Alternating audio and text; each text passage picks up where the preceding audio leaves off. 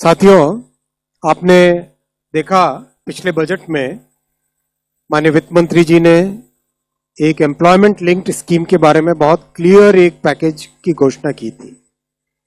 उसके बाद में इस पे काफी अच्छा काम हुआ और डिटेल में जितना इंडस्ट्री के साथ चर्चा करके, सबके साथ कंसल्टेशन करके एक बहुत ही अच्छी स्कीम बनी है, कॉम्प्रिहेंसिव स्कीम बनी है।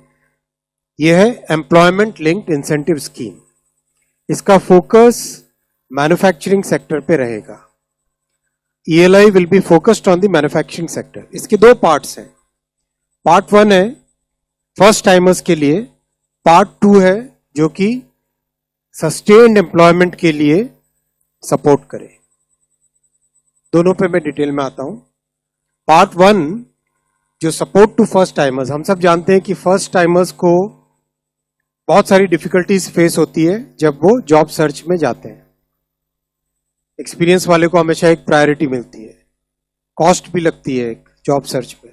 उन सब को ध्यान में रखते हुए फर्स्ट टाइमर्स के लिए 1 महीने तक की सब्सिडी, 1 महीने की सैलरी के बराबर subsidy up to a limit of maximum 15,000 rupees ये दी जाएगी, जो कि 2 इंस्टॉलमेंट्स में होगी, 6 महीने और 12 महीने के बाद में दी जाएगी। इससे एम्प्लॉयर्स को, कंपनीज को, they will be encourage to hire the first timers. और ये बहुत अच्छे consultation, long process of consultation के बाद में ये स्कीम बनी है।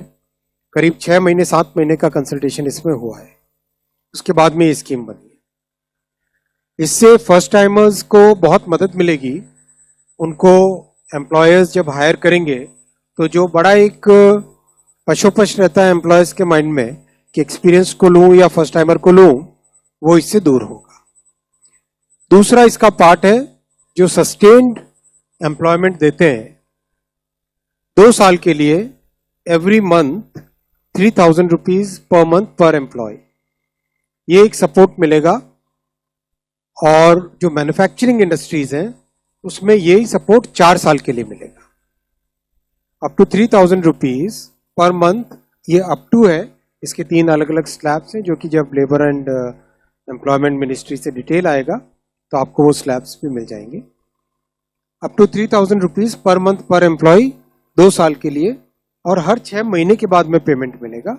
सो दैट मीन्स एक सस्टेन्ड एम्प्लॉयमेंट रहेगा। कई इसके फायदे होंगे। लगातार एम्प्लॉयमेंट में रहने से स्किल का लेवल बढ़ता है, माइंड में एक सर्टेनिटी आती है, ओवरऑल ग्रोथ, जो कंपनी की ग्रोथ हो, एम्प्लॉय की ग्रोथ हो, दोनों एक सस्टेन्ड वे में चल पाते हैं। ये जो एम्प्लॉयर्स अपने बेस लाइन एक तय करेंगे, उस बेस लाइन से ऊपर एम्प्लॉयमेंट दे, उनको ये एलिजिबिलिटी रहेगी। जो 50 से कम वाले एस्टेब्लिशमेंट है वो 2 और एडिशनल एम्प्लॉय लगाएं तो उनको ये मिलेगी, ये सपोर्ट मिलेगा। और बाकी जो 50 से ज्यादा वाले एस्टेब्लिशमेंट है उसमें 5 एडिशनल एम्प्लॉयमेंट देने पे ये सपोर्ट मिलेगा।